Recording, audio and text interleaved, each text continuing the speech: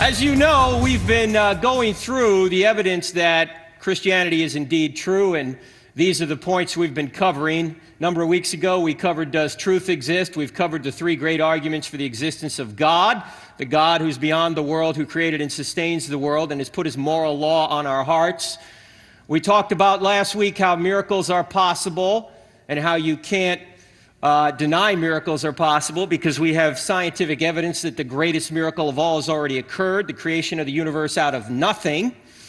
And then last week we really got into this question, is the New Testament true? And if we can show that the New Testament is indeed true, that it's reliable, then we can say that the Old Testament is true as well, because inside the New Testament, Jesus claimed and proved to be God, and whatever God teaches is true. Jesus taught that the entire Old Testament is the Word of God. So if the New Testament's true, you get the Old Testament thrown in. Let's take a look at the two questions we started last week to try and investigate the reliability of the New Testament. The question we have to ask, first of all, is do we have an accurate copy of the original New Testament documents? And last week we answered yes, despite what you might hear from some people who've written books that think that the documents aren't reliable. They indeed are. And we create the entire New Testament, even if we didn't have manuscripts, just from the quotations of the early church fathers. So we know beyond any reasonable doubt that we do have an accurate copy of the original New Testament documents. We also answered the question, why might not the originals have been preserved to this day? I mean, if God really wanted to preserve it, why didn't he? And we pointed out that one of the reasons might be because if somebody had the original, what could that person do to the original? They could change it. But if there are copies spread all over the ancient world, if one person changes his copy, everybody else knows who did it, right? Because they compare all their copies and they say, Turek, you heretic, you changed yours. All right? The second question, though, is the more important question, because you can have an accurate copy of these original documents that the disciples wrote down, but they could have written down a lie, right? So we need to answer question two, and question two is, do the original New Testament documents tell the truth? And we pointed out that there are 5 lines of evidence that we're going to talk about. There's more than this, but I'm only going to talk about this here in the session.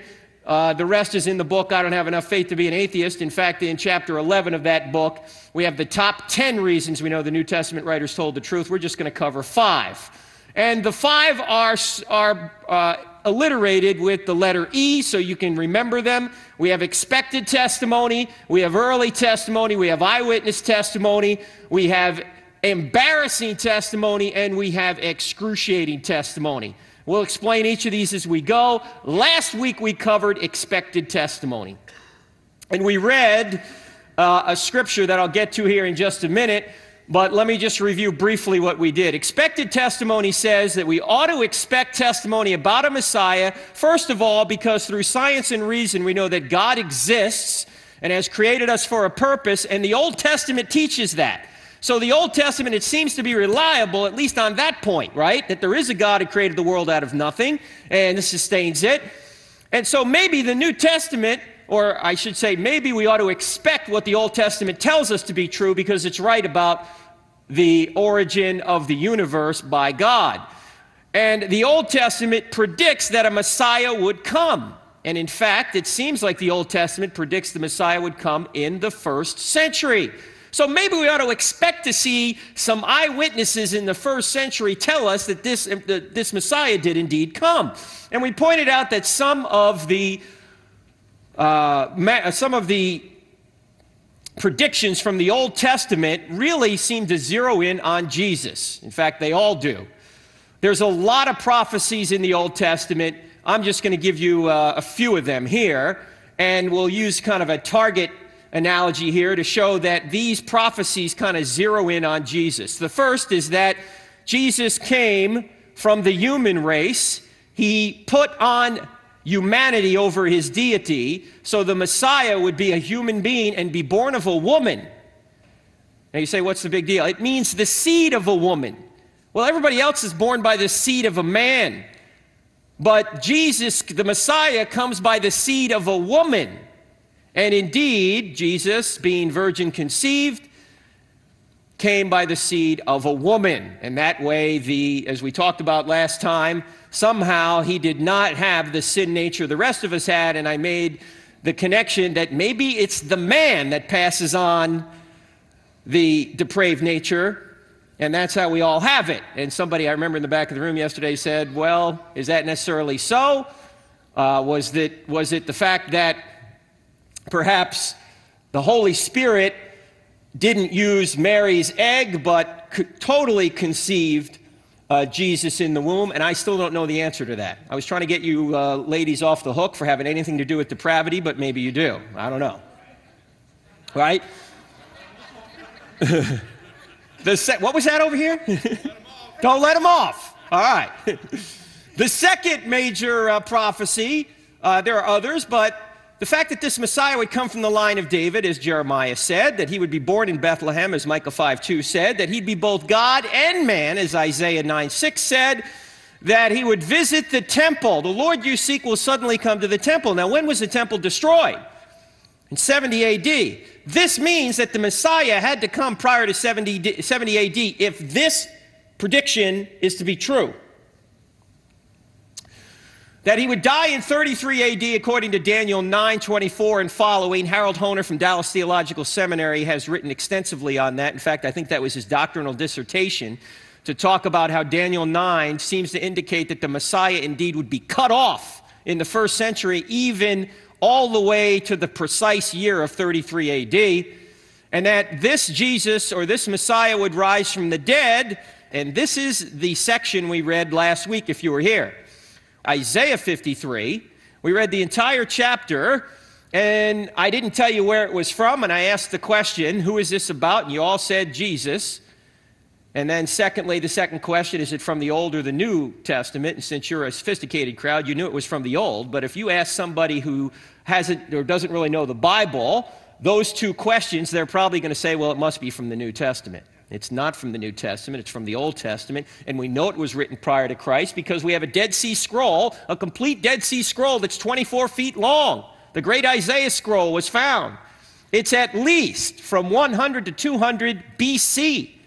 We know that that prophecy existed long before Jesus ever came to earth.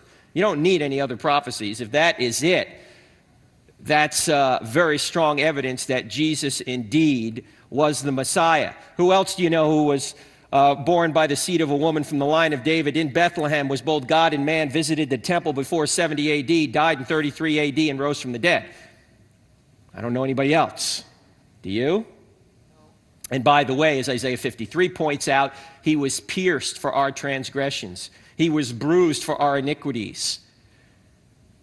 All of our sins he took upon himself. Substitutionary atonement is taught in Isaiah chapter 53. So we know beyond any reasonable doubt that all of this evidence points to one man and one man only, and that's the Lord. A lot more in the book on that, but let's move on now to early testimony. Early testimony. And if what I'm about to show you here is true, then you can toss out virtually every liberal religion department in the American university, because they all teach that what I'm about to tell you here is not true. They try and tell you that the New Testament documents that you hold in your hand were all written very late, well after 70 A.D., and therefore they're full of mythology. Let's see if they're right. First of all, let's point out that there are two major events in the first century that virtually all scholars agree occurred. That is, the cross, or the death of Jesus, occurred sometime in the early 30s. 30, 33, somewhere in there. And the temple and the city of Jerusalem were destroyed by the Romans in 70 A.D. There's no dispute about that. Titus was the Roman general who came in and wiped out Jerusalem. In fact, it probably was one of the most dramatic events in the history of Judaism. You know, he came in 70 A.D., and they didn't get back in there till 1948. Wow. And the temple still has not been rebuilt, as you know. So what goes on between these two bookends in the first century? Okay? Let's take a look. First of all, we know that Paul died sometime in the reign of Nero, which is in the mid to late 60s. He was executed. We know this from early church fathers like Clement of Rome, who say that Paul was killed at the hands of Nero. We also know that James, the half-brother of Jesus, was killed by the Sanhedrin, the Jewish ruling council, in about 62 AD. How do we know that? Is that in the Bible? It's not in the Bible. Who tells us that? Josephus. Josephus is a Jewish historian. Josephus lived from 37 AD to about 100 AD. And Josephus was one of the rebels that was rebelling against the Romans. And in the early 60s, or mid-60s I should say, about 66 AD, Josephus was surrounded. And many of his compatriots were surrounded by the Romans, and most of his compatriots decided to commit suicide rather than give in to the Romans. Josephus did not. Josephus surrendered. He won favor with the Romans and ultimately became a favorite of the Roman emperor and became the greatest Jewish historian of the first century. Josephus said that the war that occurred from about 66 to 70 AD was the greatest war of all time to that point. Thousands of villages had been burned. Over 1 million people were killed or taken into exile. The temple was destroyed. The city was destroyed. Josephus said it was terrible. This same Josephus says that James, the half-brother of Jesus, was killed in 62 AD in Jerusalem. Now, we know that James was not a believer before Jesus rose from the dead. How do we know that? This is the interactive portion of the program. John tells us it. John 7:5 said, even his brothers didn't believe in him. Really, his brothers didn't believe in him? No. James was a skeptic, but we'll see in a few minutes how it seems he became a believer. Anyway, we know that he's killed in 62 AD, and it's very interesting that an ossuary, which is a small limestone burial box, was discovered about 5 or 6 years ago that had on the side of it, James, son of Joseph, brother of Jesus.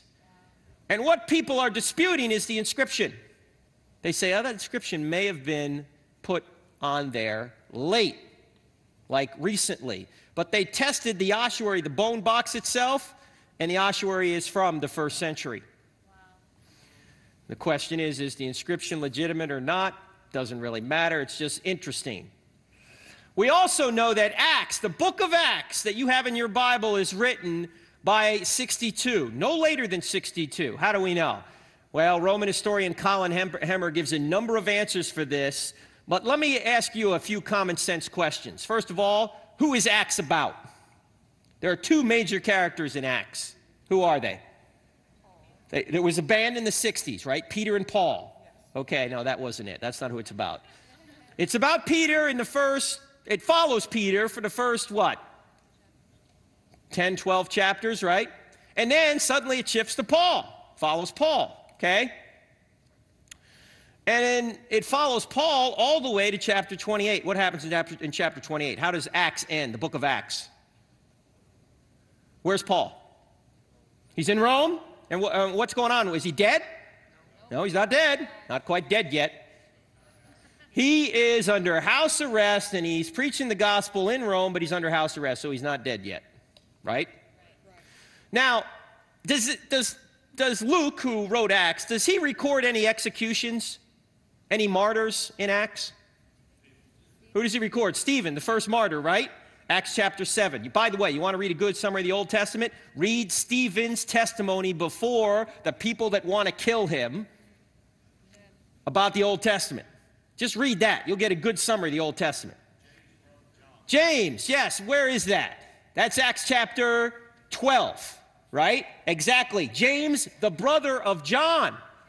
The brother of John. Not James, the half-brother of Jesus, but the brother of John. Luke says he's killed too. Now, question. He doesn't say that Peter's killed, and he doesn't say that Paul's killed. What is that telling you? The two main characters of the book. They're still alive when he's done writing the book, right? Imagine you're reading a book about the biography of, say, Dr. Martin Luther King. Read about his childhood. You read about his civil rights marches. You read about all sorts of things about his life. And the book ends, and there's no mention of his death, his assassination. When are you going to assume the book was written? It's got to be prior to when he died, right? Of course. Well, this is the kind of thing we have in Acts. Acts ends abruptly. There's no mention of Paul being killed. There's no mention of Peter being killed. But they mention lesser figures like Stephen and James, the brother of John. All right? Also, let's suppose you're reading a book about Lower Manhattan, the history of it. And it talks about the history and talks about, like, say, the World Trade Towers, talks about when they were built in the 70s. I grew up in New Jersey. I remember them being built and floor after floor. And the book ends and there's no mention of this buildings being destroyed by Muslim terrorists on 9/11. When are you going to assume the book was written? Had to be pre-2001, because any book is going to mention that, especially about that area. Notice there's nothing in the entire New Testament, much less the book of Acts, about the greatest, most dramatic event in the first century for a Jew. Nothing. The temple, the city destroyed, right? Comes down. Nobody mentions it, except there's one person that mentions it. You know who mentions it? Who? Jesus predicts it. Notice that? And then nobody says, look, Jesus was right. Why does nobody say he was right? Because it didn't happen yet. In fact, if you look at Matthew 24, and Christians are I must say that Christians dispute the interpretation of Matthew 24, whether it's for a future tribulation, or some say, no, it was for the tribulation in 70 A.D., Either way, it doesn't really matter. But the interesting thing about Matthew 24, when you read, it doesn't really matter the point I'm trying to make. It does matter, don't get me wrong. But when you read Matthew 24, and it says, when you see armies descending on Jerusalem, what does he say? What does he say? Flee to the hills. Flee to the mountains, right? Now, we know historically, you could see armies descending on Jerusalem from about 100 miles away. How? Where's Jerusalem? Jerusalem's up on a hill, okay? How did people attack cities in the first century? What did they use?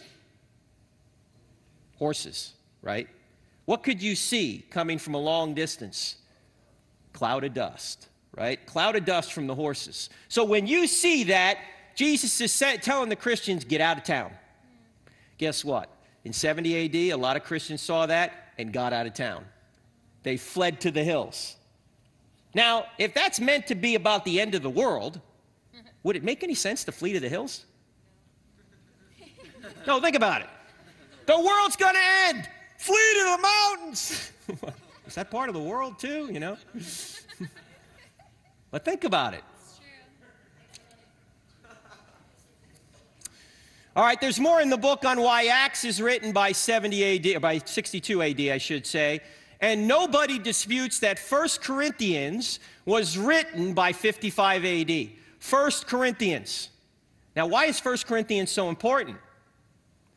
Because it probably has the best evidence for the resurrection in the entire Bible. If you have a Bible, go to 1 Corinthians 15. This is important stuff right here. 1 Corinthians 15.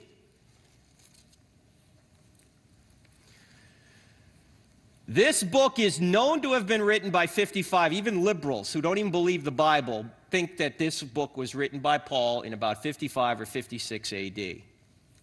Now, here's why it's important. I'm about to read a few verses from 1 Corinthians 15, verses 3 to 8. And as I read these three verses, or these few verses, I want you to listen for the word that. How many times you hear the word that?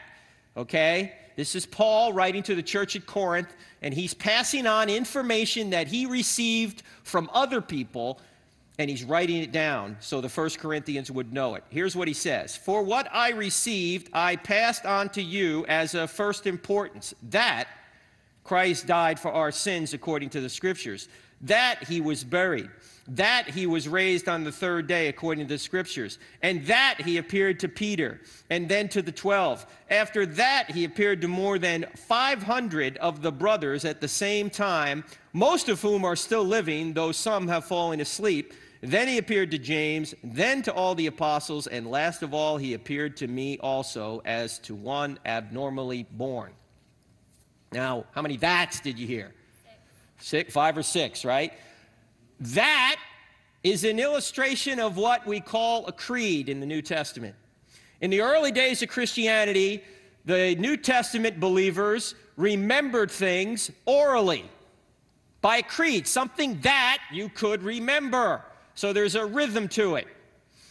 This creed is something that even liberal scholars say goes all the way back to the event itself, anywhere between, say, 3 to 8 years of the event itself, the resurrection, okay? This creed.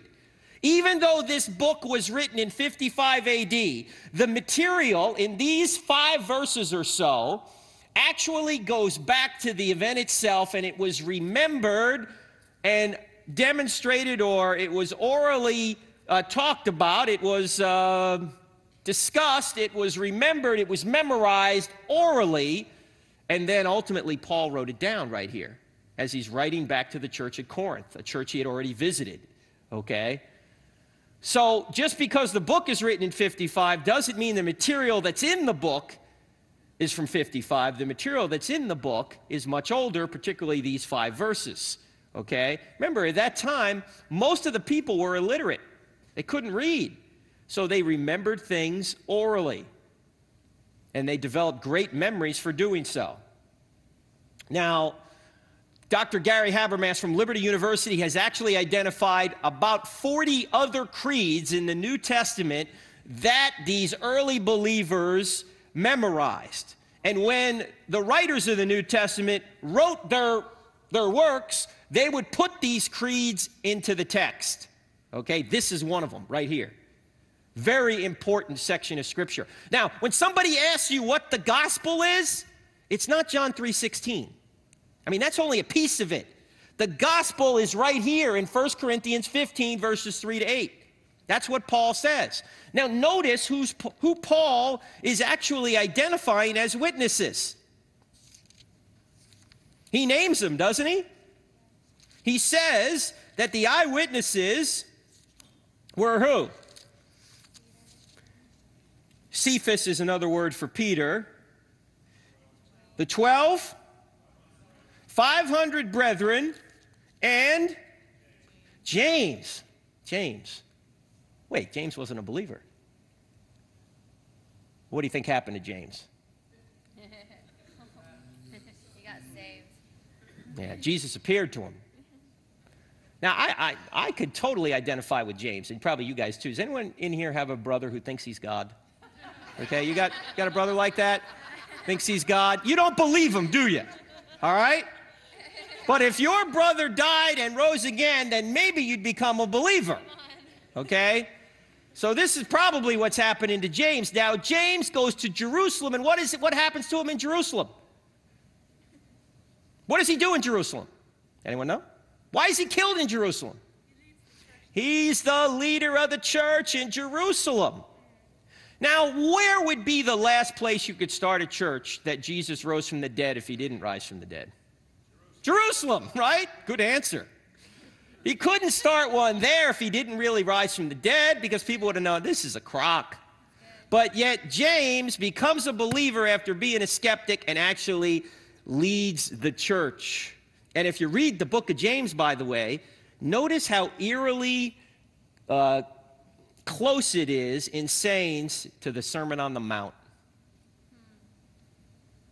Read it. In fact, one day in here and you start realizing that James is really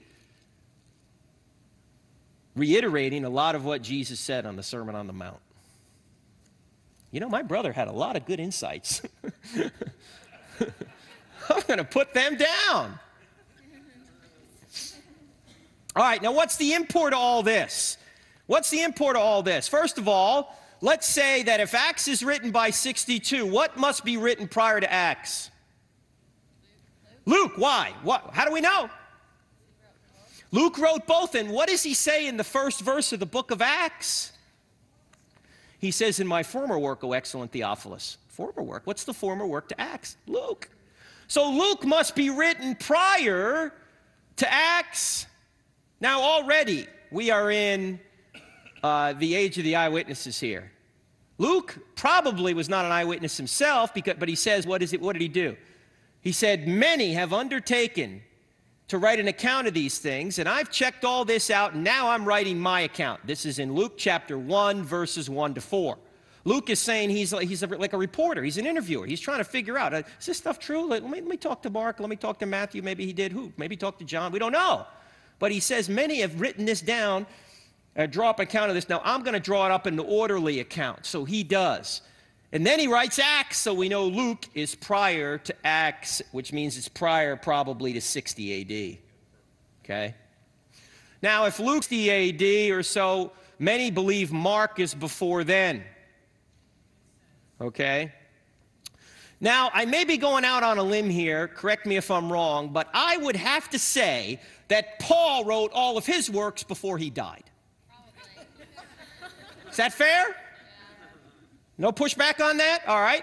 What are the undisputed works of Paul? Well, 1 Corinthians up there, Romans, 2 Corinthians, and Galatians. Yes, I know he wrote other things, but nobody disputes that Paul wrote those books.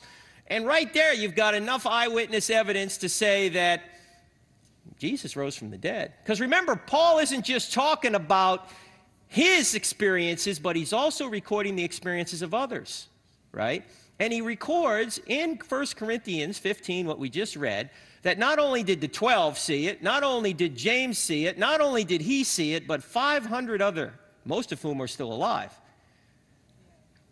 Now, Dr. Geisler, who co-wrote the book, I Don't Have Enough Faith to Be an Atheist with me, once debated a guy by the name of Farrell Till, who used to be a missionary, but now he's an atheist. This was down in Georgia a number of years ago. And Geisler pointed out that, yeah, we got these 500 witnesses out there. And Farrell Till said, Dr. Geisler, that's the way he talked, sorry. You trot out some of these 500 eyewitnesses and then we'll believe. But we don't know who those 500 were. So what would you say to that? I mean, granted, there's not 500 people named there. How do you know Paul just wasn't making up the 500?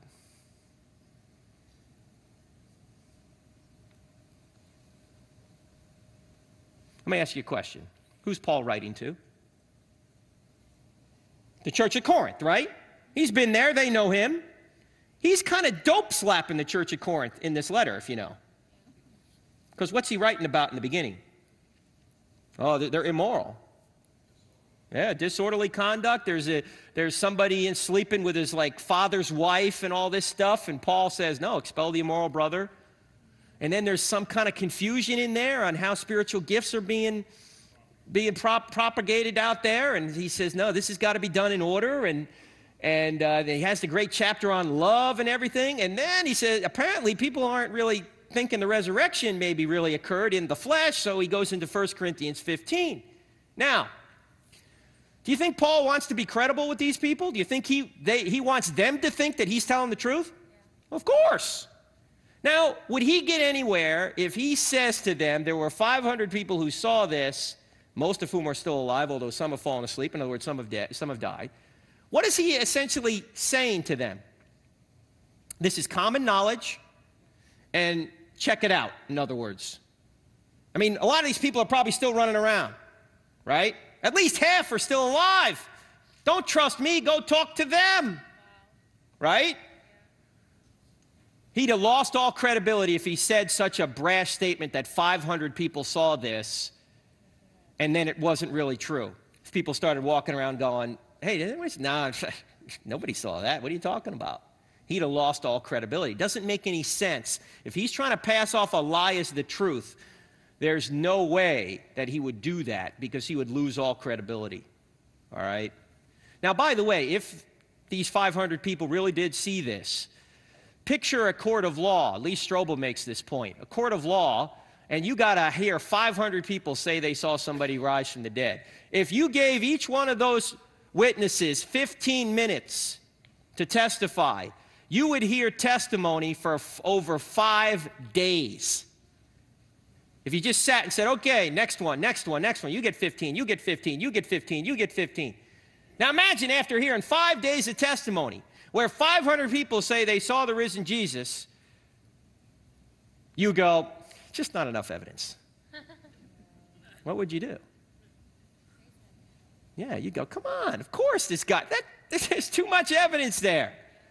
So you don't have to know the names of the 500 because Paul would have lost all credibility for saying such a large number if it wasn't true. Okay? Now, here's the real kicker right here. I'm here to say that most, if not all, the New Testament's written prior to 70 A.D. Most, if not all, written prior to 70 A.D. Okay? Why? I've already been through it. They don't mention the greatest, most dramatic, most devastating thing that occurred in the Jewish history, 70 A.D. They don't mention it at all. I mean, 9/11 was big in our country. Imagine a 9/11 where not only do you lose a couple prominent buildings and 3,000 people, but you lose everything and you're either killed or, you lose the whole country. The country's gone. Imagine that. Do you think in writings that are written after that, somebody at least is going to mention it? Yeah. Of course. And it's not just an argument from silence either. Some will say it's an argument from silence. There's nothing in there. So you're saying that, that's not a good argument, an argument from silence. You know, maybe it did happen and just nobody mentioned it. Well, it's not just an argument from silence because there are a few places in the New Testament, including, believe it or not, the book of Revelation, that imply that the temple is still standing, writing it. So these books are written early. Now here's the key point. This is during the age of the eyewitnesses. This is during the age of the eyewitnesses. It's a known fact, scholars have done research, that it takes at least 2 generations after the event for historical revisionism to crowd out true historical fact. Why? Who's still around 2 generations, up to 2 generations after the event? Eyewitnesses. And what do eyewitnesses do? They tend to correct people who say, no, that's not the way it happened, right? In fact, we've always had people deny the Holocaust, but you notice today there are more and more people doing that? Why is that? First, the eyewitnesses are dying off. Unfortunately, we're losing the greatest generation in this country, about 2,000 a day. Despite the fact that we have video and we have audio and we have all sorts of documentation the Holocaust really occurred, there are still people who deny it. It's crazy, but the further and further you get away from an event, the easier it is for historical revisionists to take over. These documents that you have in your New Testament, most, if not all, are written within the age of the eyewitnesses. All right, so much for the liberal university departments. All right, but how do we know it's really eyewitness testimony? That's the third E.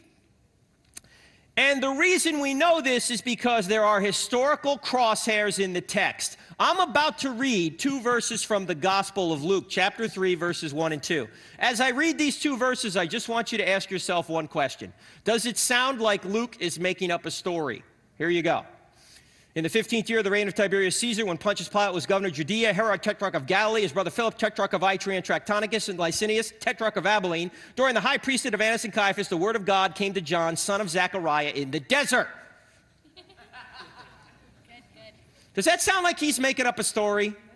No, if he's making up a story, what does he say? Once upon a time, there was a man named Jesus, right? But he's not doing that at all. He's putting historical crosshairs in the text. We know that this is 29 A.D. Historians can cross-check all these people governing at this time and from other sources figure out it's 29 A.D. All 8 people are known from history. They were known to live at this exact time. This is obviously not a once upon a time story. Also, there are several other eyewitness details throughout the New Testament. First of all, Acts has 84 historically confirmed eyewitness details. The book of Acts. Particularly from chapter 13 to chapter 28. That's when Paul has Luke as a companion. In fact, about chapter 16, Luke starts traveling with Paul, if you notice. Because the narrative goes from, they did this, they went there, they went here, to, we did this, we went here, we went there. Luke is actually traveling with Paul from about chapter 16 on. And there are so many details in those chapters of the book of Acts that Roman historian Colin Hemmer went through that with a fine-tooth comb and culled out 84 historically confirmed eyewitness details, either confirmed by archaeology or other historical means, other writings. And some of these details are incredibly precise that only an eyewitness would know. Like, for example, who was the obscure ruler in a very small town on a coastal city in the Mediterranean, a coastal town? What was the unusual language spoken there? Luke has it all right. What was the wind direction at a particular time of the year in a particular part of the Mediterranean? Luke even has the depth of the water off Malta right. You know how they run aground on Malta? And they say they take soundings. It's 120 feet, then it's 90 feet. They cut the anchors away. They run aground. The depths are right. Now, question, why would Luke record all these trivial details as true? And they have to be true because there's no other way he could have known them. But at the same time, talk about miracles that Paul is doing during this period. Why do that if Paul wasn't doing miracles? Doesn't make any sense that he would be accurate with minor details and then lie about miracles, right? Also, Luke includes several other of these details in his gospel. We just pointed out some of them, chapter 3, verses 1 and 2. The Gospel of John has 59 historically confirmed or historically probable eyewitness details in it. These are all, by the way, listed in chapter 10 of I Don't Have Enough Faith to Be an Atheist. The 84 details in Acts and the 59 details in John. And the New Testament documents cite more than 30 people confirmed by secular sources or archaeology. 30 people are known, at least 30 people are known. Who do I mean? This is what we did in writing the book. We just went through the New Testament and said, you know, New Testament talks about guys like Pilate and Caiaphas and Bernice, a lady in there, and there's a Felix and Festus. Did these people really exist? Yes, they did. In fact, Agrippa, Ananias, Bernice, Augustus, Caiaphas, all these people, Felix. Look at the Herods, all the Herods in the Bible, right? The Bible gets them all right. James, of course, I already mentioned, is mentioned by Josephus. Pilate, Paulus, Tiberius Caesar. If you add Jesus to this list, it's 32. Jesus is mentioned by, how many? 10 ancient non-Christian sources within 150 years of his life.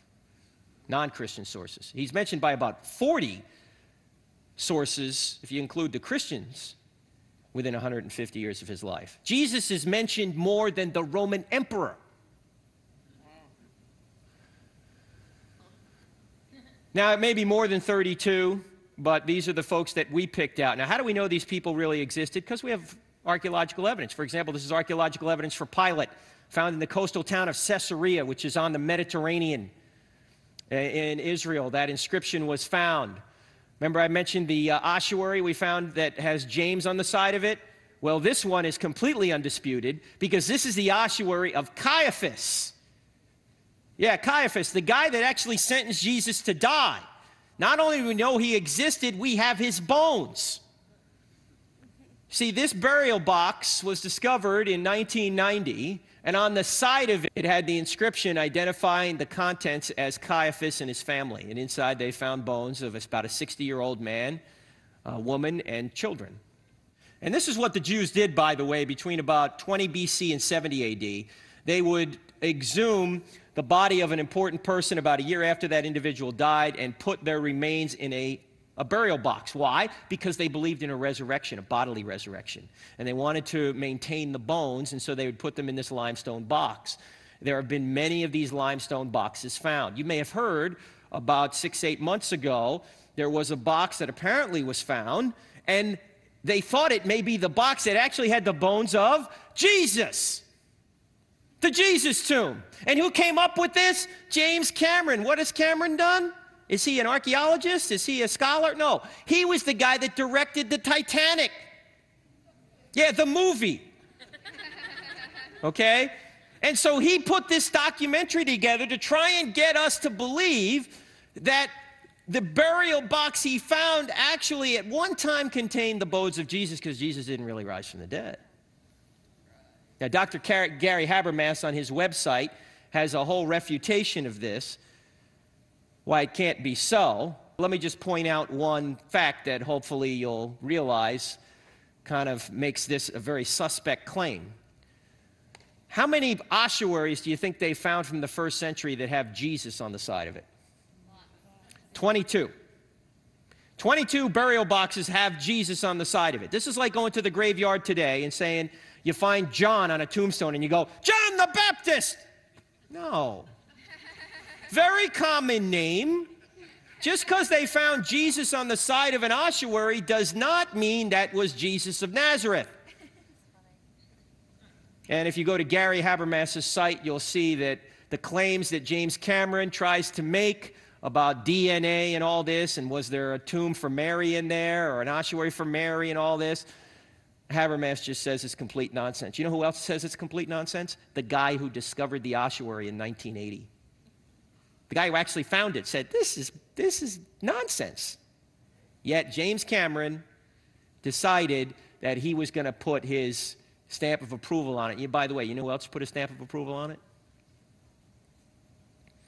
James Tabor. Who's James Tabor? He teaches at UNCC Charlotte, or UNC Charlotte, UNCC, right up the road here. Yeah. He thinks, he's written a book, and he thinks this could be true. Now, here's the problem. Any of you who go to UNCC and you take a course in the religion department from James Tabor, you're right out of high school. You don't really think about these things. You think that this guy knows what he's talking about. You think if he's teaching the religion department, he must be a believer, right? Wrong. In fact, most university religion departments, they're unbelievers in Christianity. Some of them are even atheists. Talk about a wolf in sheep's clothing, right? This is why we have to be very, very careful when we send our young people off to college, because they think that they're actually learning something from someone who actually believes as they do, yet in most cases that's not the case. University professors are 5 times more likely to be atheists than the people you see on the street. More than half of university professors view evangelical Christians unfavorably. The next closest group they view unfavorably, Mormons. But they view Christians, evangelical Christians, unfavorably. 53% of college professors view evangelical Christians unfavorably. Only 33% view Mormons unfavorably, and only 22% view Muslims unfavorably. You're better off being a Muslim in the eyes of most college professors than a Christian. That's why we started this ministry, the shirt I'm wearing, crossexamine.org, because we're going to college campuses to try and show people why Christianity is true, and a lot of what they're being taught is false. We know crucifixion occurred in the first century. Here's the bone of an actual crucified victim found from the first century, or found in Jerusalem, that was dated to the first century. The mock-up you see on the left, just to show you the relative angle of the nail going through the heel bone. And when it comes to archaeology, the Bible has been affirmed This is from U.S. News and World Report. In extraordinary ways, modern archaeology has affirmed the historical core of the Old and New Testaments, corroborating key portions of the stories of Israel's patriarchs, the Exodus, the Davidic monarchy, and the life and times of Jesus. Wait! Didn't he just cover the whole Bible there? Let me see. Affirm the historical core of the Old and New Testaments, corroborating key portions of the stories of Israel's patriarchs. Who would that be? Huh? Abraham, Isaac, Jacob, Moses, those people, right? The Exodus, that would be Moses. The Davidic monarchy, right? After they got into the land, they ultimately established a monarchy. Well, you got archaeology for that? Yeah. And the life and times of Jesus. Isn't that like the whole Bible? Yeah. In fact, one archaeologist put it this way. He said, it may be stated categorically that no archaeological discovery has ever controverted a biblical reference. Scores of archaeological findings have been made which affirm the clear outline or exact detail historical statements in the Bible. Basically, every time a spade goes into the ground, a liberal gets converted. Not really, because there's still a will involved here. But the point is that archaeology confirms that the New Testament and indeed the Old Testament has a lot of evidence behind it. Now, one last thing before we end. We're talking about eyewitness testimony here. But a lot of people think that this book doesn't contain eyewitness testimony because it was written down, particularly the New Testament, by converted people who had a bias. They're really kind of church-manufactured documents, if you will, right? So how can you trust them? Is that so? Is that really the case? Didn't they just copy from one another? You know, one guy made up a story and everybody else copied from him, basically. Let's see if that's true. First of all, the eyewitnesses agree on major events, but they differ on minor details. There isn't a critic out there who will say, wait a minute, we got a problem here. You know what the problem is? One gospel says there was one angel at the tomb, for example, and another gospel says there were two. Can't both be. That's a contradiction, right? Is that a contradiction? No, you actually have to add a word to the Bible to make it contradict. Because the one gospel doesn't say there was only one angel at the tomb. It simply mentions one, right? But this is the way eyewitness documents or eyewitness testimony goes. People get the major event right, but they differ on the minor details. For example, let's suppose that somebody was here doing a news report on this particular, two people doing a news report on this particular service. And one person wrote down in his article after the service that Robin McMillan and Frank Turek spoke at Morning Star on this date. And another person who was here wrote down Frank Turek spoke at Morning Star. Would those two stories be contradictory or complementary? They'd be complementary, right? Eyewitnesses don't tell the same story word for word. The first account gave a little bit more information than the second account, but they're both true, right? In fact, what do you think the critics would say if the documents were exactly alike on every detail? What would they say? They copied from one another, right? That's what they would say. In fact, any judge who has two witnesses come before his courtroom and they give verbatim, word-for-word testimony as to what happened, what does that judge immediately assume? Collusion.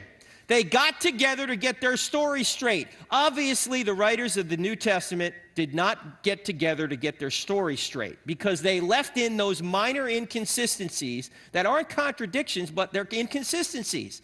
But that's how eyewitnesses see things. They get the major issue right. He rose from the dead. They differ on the minor details. I saw one. You saw two angels? Wow. Right? There's a whole book on this called When Critics Ask, that will go through these minor difficulties or these difficulties in the Bible and help you see what the truth is. This is, by the way, the nature of the New Testament documents. The New Testament writers did not collude to iron out the details.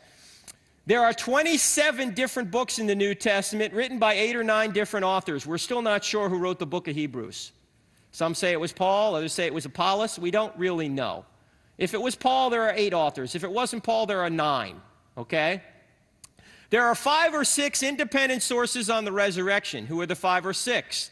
I mean, people who wrote things down. Who are they? Matthew would be one. Mark would be another. Luke might not have been an eyewitness, right? Because he says that he checked out others. John was. Who else? James. Peter, right? You got at least those 5. Maybe Luke. Maybe you might throw Jude in there, okay? Because Jude wrote a very small book, as you know. So, you've got that, and you've got 19 people named as witnesses and more than 500 others cited. Who are the 19? Well, the 19 are the 12, James, Paul, and the women. Don't forget about the women, because the Gospels name the women. But notice in the Creed, 1 Corinthians 15, verses 3 to 8, we read earlier, notice that Paul mentions the 12, himself, James, and 500, but he doesn't mention the women. I knew Paul was a chauvinist. Why didn't he mention the women? Because in the Creed they didn't mention the women, because in that culture a woman's testimony was not considered on par with that of a man.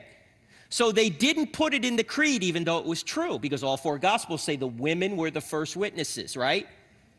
See, if you're making up a story, you don't have the women be the first witnesses. If you're putting a creed together to say, what are the truths of Christianity, you don't mention the witnesses, because having the women as witnesses doesn't help your case. In fact, in that culture, it may hurt it. So you just record the men who saw the resurrected Christ. So we have eyewitness testimony in these documents. There's no doubt about it. Now, how do we know that this eyewitness testimony, again, is true? We'll get into it when we get into embarrassing testimony and excruciating testimony next time, but we're out of time tonight. So with that said, do we have any questions on anything we've talked about tonight, or we can go back further? Any questions? Yes, over here. Yes, sir. Are we getting an increase in archaeological discoveries? That is the question. We've gotten an increase in archaeological discoveries in the past 150 years because archaeology really came into its own, really was sort of invented about 150 years ago. But yes, I think as we go more and more into the field, we're finding more and more artifacts. The greatest archaeological discovery that affirms, I think, much of the Bible probably was the Dead Sea Scrolls. That was probably the biggest one, because every book in the Old Testament, with the exception of Esther, was found in these Dead Sea Scrolls. And as I mentioned earlier, that incredible find with regard to Isaiah, the whole scroll. In fact, if you go to Jerusalem, I think it's the museum called the Shrine of the Book. Is that right, Rick? Do you know if there's a museum that actually has the whole scroll in it? And it's in a vault. I mean, they have the whole thing spread out. I think it might even be a duplicate that they have spread out. The real scroll, I think, is in a vault somewhere in Jerusalem.